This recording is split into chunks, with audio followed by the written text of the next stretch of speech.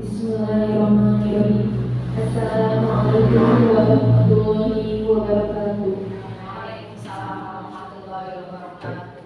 Yang terhormat Ibu Kepala Sekolah SD Negeri Sindang Sari 05, yang kami hormati Bapak Ibu Guru SD Negeri Sindang Sari 05. Puji syukur kita panjatkan kehadiran Allah Subhanahu wa Ta'ala yang telah melimpahkan rahmat, nikmat, taufik serta hidayahnya kepada kita semua, sehingga pada hari ini kita bisa berkumpul dalam rangka diseminasi budaya positif. Salawat serta salam kita limpahkan pada junjungan Nabi Agung Muhammad Sallallahu Alaihi Wasallam yang kita tunggu syafaatnya beliau di yaumil akhir. Acara selanjutnya adalah pembukaan. Mari kita buka acara ini dengan bacaan basmalah bersama-sama. Bismillahirrahmanirrahim. Selanjutnya, sambutan dari Ibu Kepala Sekolah SD Negeri Sindang Sari 05 Mejenang kepada beliau Ibu Yuliana Soreha SD dipersilahkan.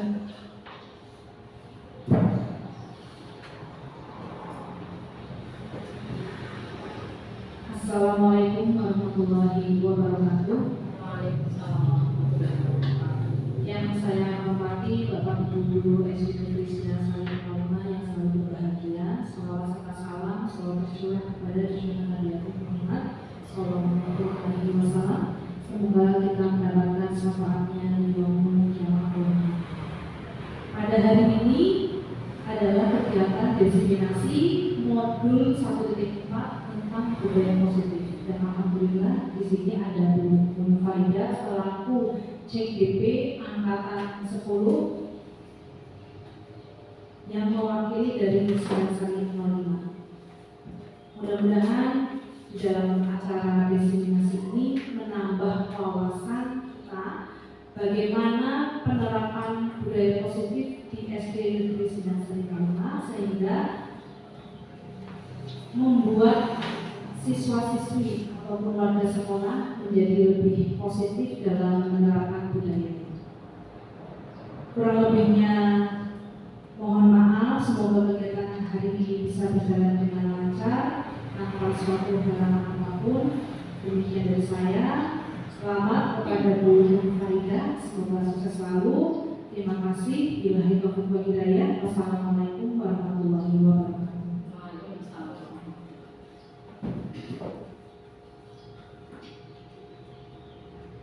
Menginjak acara selanjutnya adalah acara mimpi.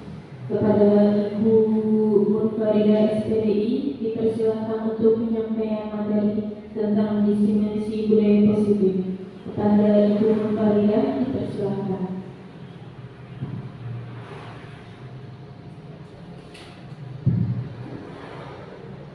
Assalamualaikum warahmatullahi wabarakatuh.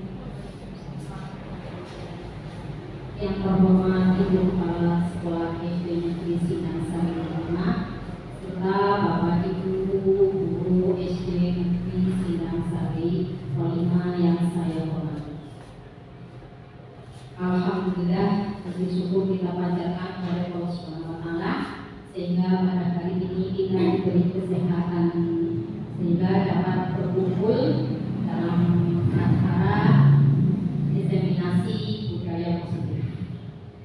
Salawat serta salam kita limpahkan kepada junjungan Nabi Agung Muhammad Sallallahu Alaihi Wasallam yang kita tunggu syafaatnya di yaumil.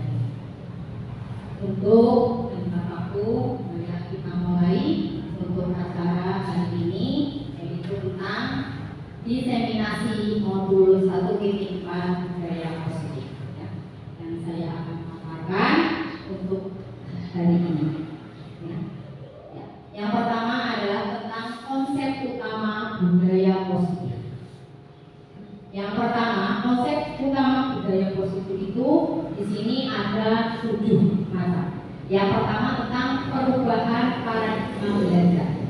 Yang kedua tentang disiplin positif. Yang ketiga tentang kebutuhan dasar manusia. Dan yang keempat motivasi perilaku manusia. Yang kelima, posisi kontrol restitusi. Yang keenam, keyakinan kelas. Dan yang ketujuh, segitiga restitusi. Pembelajaran dengan paradigma baru. Ya. Pembelajaran dengan paradigma baru dirancang berdasarkan prinsip pembelajaran yang berdiferensiasi sehingga setiap siswa belajar sesuai dengan kebutuhan dari perkembangan untuk mewujudkan profil pelajar Pancasila.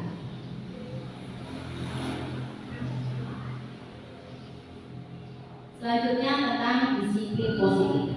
Sebagai pendidik, tujuannya kita adalah menciptakan peserta didik yang memiliki disiplin diri sehingga mereka berperilaku mengacu kepada nilai-nilai kebajikan universal dan memiliki motivasi intrinsik dalam perubahan perilaku ke arah yang lebih baik. Di sini disiplin itu apa? Disiplin berasal dari kata disiplin yang artinya belajar atau mengacu pada disiplin diri, ya, yang memiliki tanggung jawab terhadap apa yang dilakukan berdasarkan nilai yang diyakini oleh mereka. Nah, disiplin positif di sini merupakan salah satu cara untuk menerapkan disiplin yang bertujuan untuk menumbuhkan kesadaran serta memberdayakan peserta didik tanpa imbalan, tanpa penghargaan ataupun ancaman atau hukuman. Jadi di sini peserta didik itu disiplin itu karena berdasarkan dari diri mereka sendiri, ya, tanpa kita kasih penghargaan, tanpa kita hukum, tapi mereka memang kesadaran positif itu muncul dari dalam diri mereka sendiri. Itu yang kita harapkan. Terus selanjutnya adalah kebutuhan dasar manusia. Yang dimaksud kebutuhan dasar manusia di sini adalah segala sesuatu yang kita lakukan untuk mendapatkan apa yang kita inginkan. Seluruh tindakan yang kita lakukan memiliki tujuan tertentu, dan semua usaha terbaik yang kita lakukan adalah dalam rangka agar kebutuhan dasar kita terpenuhi dengan baik. Nah, maksud di sini kebutuhan dasar manusia itu kebutuhan dasar pada anak didik kita, ya. Di antaranya adalah bertahan hidup. Yang kedua, kasih sayang dan rasa diterima, ya. Terus yang ketiga, penguasaan, dan keempat, kebebasan, dan kelima, kesenangan. Ini adalah kebutuhan dasar yang ada pada diri anak yang ingin dipenuhi ketika berada di lingkungan sekolah, sehingga dengan terpenuhinya semua kebutuhan itu, anak akan merasa nyaman, anak akan merasa tentram ketika mengikuti proses pembelajaran. Terus selanjutnya adalah motivasi perilaku manusia. Yang pertama adalah untuk menghindari ketidaknyamanan atau hukuman. Ya, jadi di situ kita memotivasi anak agar berusaha. Anak itu tidak melakukan suatu kesalahan sehingga anak itu tidak mendapatkan suatu hukuman. Ya, jadi anak terhindar dari hukuman. Sebab apa? Apabila anak mendapatkan hukuman, yang jelas di dalam kelas anak akan tidak nyaman, karena otomatis di dalam kelas sama teman yang lain itu merasa kayak dijauhi. Maka dari itu kita berusaha memotivasi bagaimana anak tersebut, ya, yang biasanya sering melakukan suatu kesalahan, kita kasih motivasi agar tidak sampai melakukan kesalahan sehingga dia mendapatkan hukuman. Seperti itu. Terus yang kedua adalah motivasi untuk mendapatkan imbalan atau penghargaan dari orang lain. Nah, dalam hal yang ini, ya, motivasi untuk mendapatkan penghargaan. Maksudnya di sini itu anak melakukan sesuatu. Nah, tapi karena ingin mengharapkan imbalan dari bapak ibu guru. Dan ini berarti itu tidak atas dasar dari hati mereka, karena mereka itu bersih ingin bagus itu karena ingin mendapatkan sesuatu dari gurunya. Ya, ini sifatnya sementara. Ya, sebab apa? Sebab itu pengaruh dari luar, bukan dari diri kita. Seperti itu. Ya. Maka dari itu berusahalah kita memberi motivasi kepada anak, tapi jangan kita mengiming-imingi dengan suatu penghargaan. Seperti itu. Karena juga bisa berefek pada yang lain. Oh iya, itu juga hanya sekedar seperti itu dikasih penghargaan. Dan nanti ketika anak itu seperti ini, kok tidak dikasih penghargaan? Jadi ada perasaan yang tidak nyaman antara anak yang satu dengan yang lain. Terus motivasi perilaku manusia yang ketiga adalah untuk menjadikan orang yang mereka inginkan dan menghargai diri sendiri dengan nilai-nilai yang mereka percayai. Jadi dengan begitu kita memotivasi bahwa anak tersebut bisa menjadi baik, bisa menjadi anak yang kita harapkan itu memang benar-benar dari hati mereka sendiri. Sehingga dengan begitu mereka menjalani kehidupan ini sebagai anak belajar itu berdasarkan nilai-nilai yang mereka tanamkan pada diri mereka. Terus selanjutnya adalah 5 posisi kontrol restitusi. Yang pertama adalah menghukum, yang kedua adalah membuat merasa bersalah, yang ketiga adalah teman, yang keempat memantau, dan kelima manajer. Dan di sini ini adalah peran dari seorang guru. Nah, kadang mungkin ini sudah kita terapkan, mungkin ada sebagian yang belum. Ya. Mungkin juga kita kadang merasa, oh ternyata setelah melihat ini, oh ternyata itu diantaranya adalah saya pernah menghukum. Oh berarti saya sudah melaksanakan posisi kontrol restitusi. Ya, dengan cara sama yang menghukum itu sama anak itu datang terlambat. Seharusnya masuk jam 7:30 baru datang. Nah, terus sama gurunya dipanggil, ditanya-tanya. Nah, itu ada hukumnya. Kamu harus membersihkan halaman.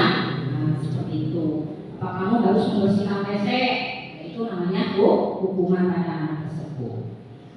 Nah, biasanya hukuman itu memang tidak terencana. Secara spontan guru itu memberikan hukuman pada anak tersebut apa yang harus dilakukan. Walaupun itu memang konsekuensinya kalau terlambat. Tapi dengan hukuman itu bukan akan membuat anak berubah, tapi malah dalam hati anak itu akan merasa sakit hati. Maka dari itu hindarilah untuk guru ya dalam memberikan hukuman. Ya. Terus selanjutnya adalah membuat merasa bersalah. Ya. Kita ada anak yang terlambat, kita panggil, terus kita tanya permasalahannya apa, ya. Dibuatlah bahwa dia dengan sendirinya mengakui bahwa itu memang tidak benar, ya. Dia telah melakukan kesalahan dan dengan sendirinya dia merasa bersalah, dia minta maaf dan dia akan memperbaiki. Itu, ya. Itu posisi kontrol yang kedua sebagai guru. Terus selanjutnya sebagai teman. Sebagai teman dan sama kalau ada anak yang melakukan suatu kesalahan, kita panggil, kita ajak ngobrol, tapi ngobrolnya tidak ada gap antara guru dengan murid.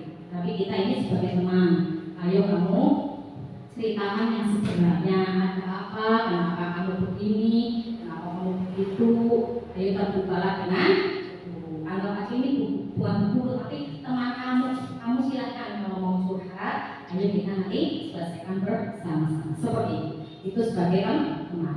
Terus selanjutnya adalah sebagai pemantau.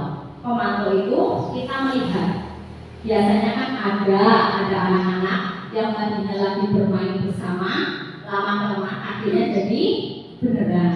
Nah, itu guru dari kejauhan itu melihat pengalaman akhirnya jadi tahu permasalahan dari ibu. Nah, terus kita itu sebagai memantau. Setelah tahu, baru kita memanggil anak, kita selesai. Terus selanjutnya manajer. Nah, kalau manajer ini mayoritas kayaknya belum, karena ini kaitannya juga menciptakan anak agar anak itu jauh lebih baik, terus di dalam kelas pembelajaran juga baik, katakanlah sempurna. Ya, mungkin kita sebagai guru sudah melaksanakan beberapa posisi, tapi mungkin sesempurna manajer belum sesempurna itu, ya, karena kaitannya juga dengan pembelajaran di dalam kelas. Selanjutnya adalah bagaimana pembentukan keyakinan kelas.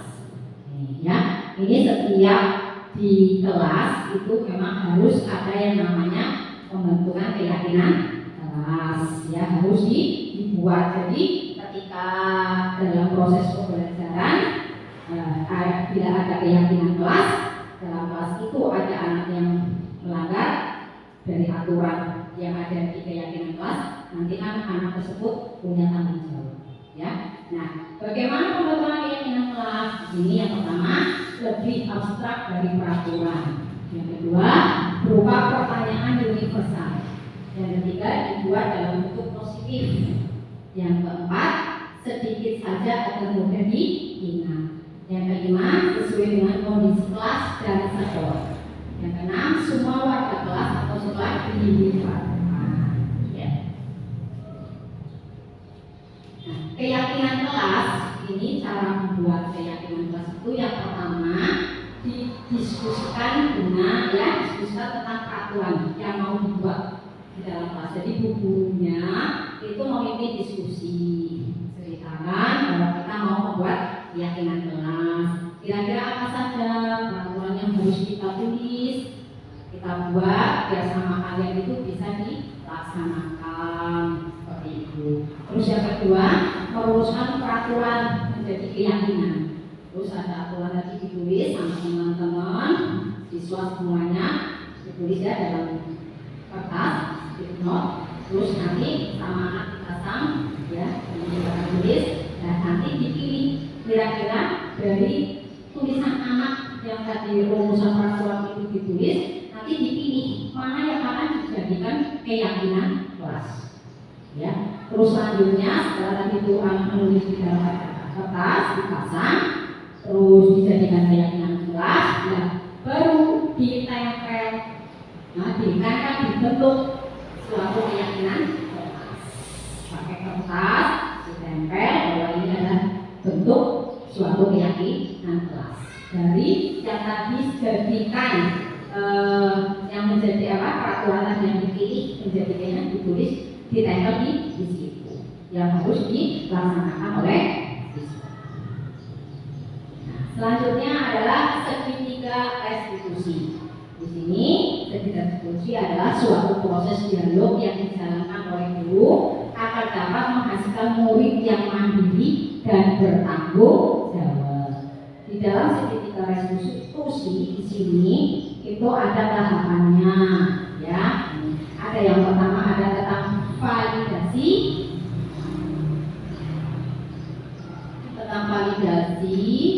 identifikasi dan keyakinan, ya, keyakinan. Selanjutnya, nah itu tadi adalah hal tentang segitiga restitusi yang harus diterapkan ketika anak melakukan suatu kesalahan.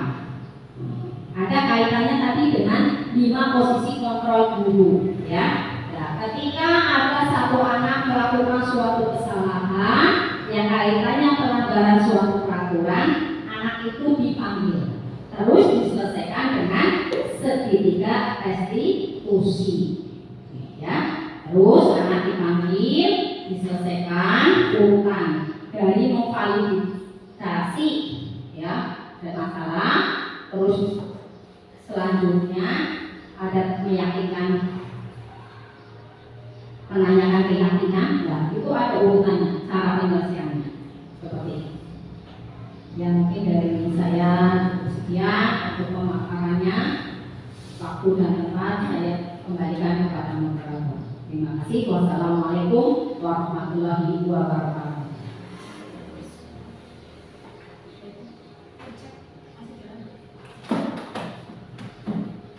Demikian penyampaian materi oleh Ibu Farida.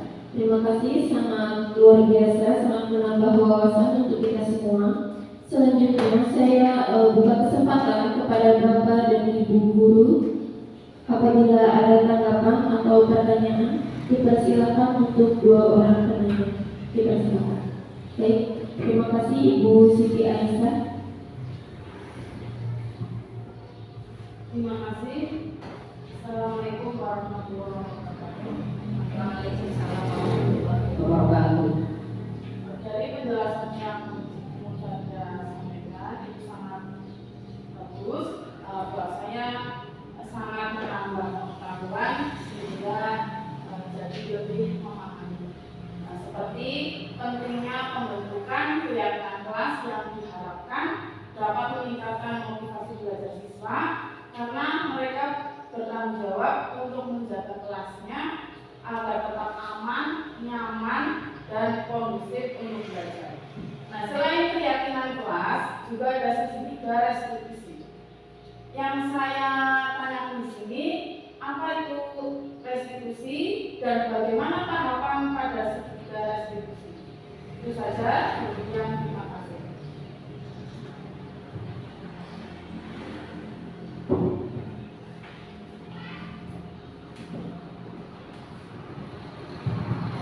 Terima kasih untuk Bu Aisyah atas pertanyaannya. Ya, tadi Bu Aisyah menanyakan apa itu restitusi dan bagaimana tahapan dalam penyelesaian restitusi. Yang saya akan menjawab pertama adalah restitusi adalah suatu proses menciptakan kondisi ya bagi murid untuk bisa memperbaiki dirinya.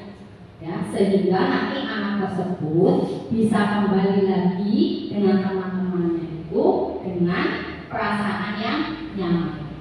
Ya, sehingga teman-teman yang lain itu bisa menerima dia kembali. Ya, setelah dia melakukan suatu kesalahan. Seperti itu Bu Aisyah. Terus selanjutnya untuk tahapannya itu di situ ada 3 tahapan. Ya, yang pertama adalah tentang menstabilkan identitas. Ya, di sini menstabilkan identitas, caranya itu anak dipanggil. Anak yang salah itu dipanggil. Nah, ditanya, kamu tahu nggak tadi dipanggil ke guru ke sini? Nanti anak menjawab. Ya, ada komunikasi seperti itu. Nah, terus selanjutnya tahapan yang kedua adalah memvalidasi tindakan yang salah. Terus guru menanyakan, tadi Ibu lihat kamu melakukan kesalahan ini, benar tidak? Ya Bu Guru, ya kenapa? Tadi kok kamu melakukan itu? Seperti itu. Nah, itu yang namanya memvalidasi tindakan yang salah. Terus yang ketiga adalah menanyakan keyakinan. Setelah tadi dia tahu kesalahannya di mana, dan selanjutnya Bu Guru itu menanyakan, apakah kamu ingin memperbaiki kesalahan itu?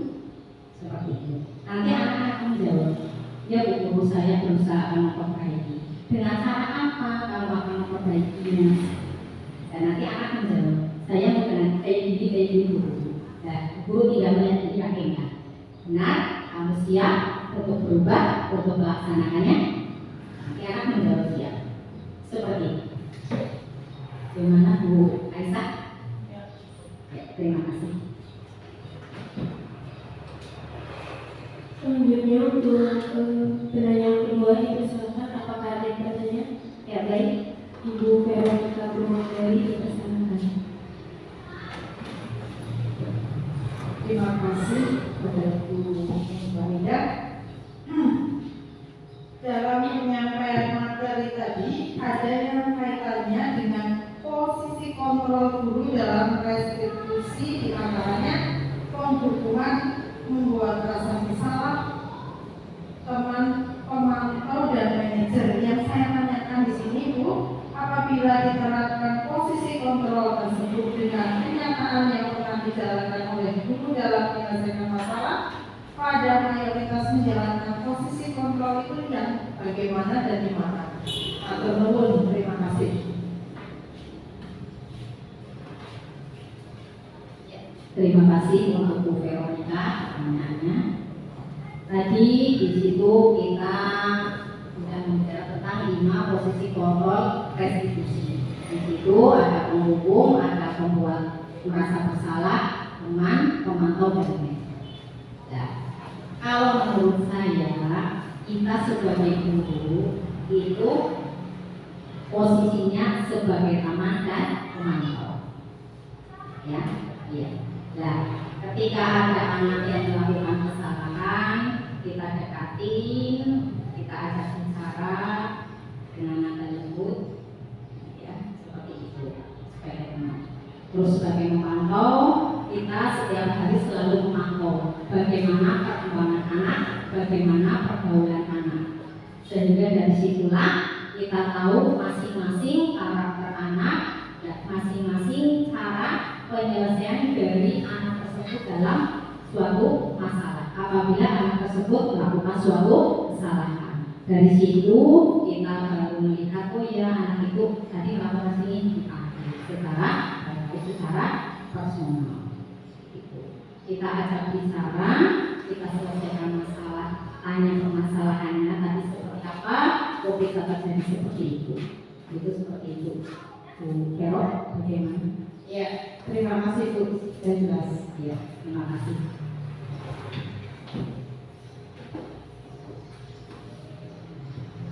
Baik, terima kasih kepada dua pertanyaan yang telah mengajukan pertanyaannya. Jadi dapat kita simpulkan bahwa budaya positif adalah strategi penting untuk menciptakan lingkungan yang produktif, harmonis dan berkelanjutan, baik dalam suatu komunitas maupun di dalam organisasi. Dengan beberapa elemen kunci yang harus kita perhatikan, di antaranya kerjasama dan kolaborasi, penghargaan dan apresiasi, lingkungan yang aman dan nyaman, komunikasi yang efektif, dan dengan diterapkannya budaya positif ini tentunya akan meningkatkan karakter dari peserta didik. Terima kasih, demikianlah acara di Seminasi Budaya Positif. Alhamdulillah berjalan dengan lancar. Mudah-mudahan bermanfaat untuk kita semua. Saya selaku pembawa acara banyak kesalahan dan kekurangannya, mohon dimaafkan yang sebesar-besarnya. Mari kita tutup acara ini dengan bacaan hamdalah. Billahi taufiq wal hidayah. Wassalamualaikum warahmatullahi wabarakatuh. Waalaikumsalam warahmatullahi wabarakatuh. Stop, Mbak.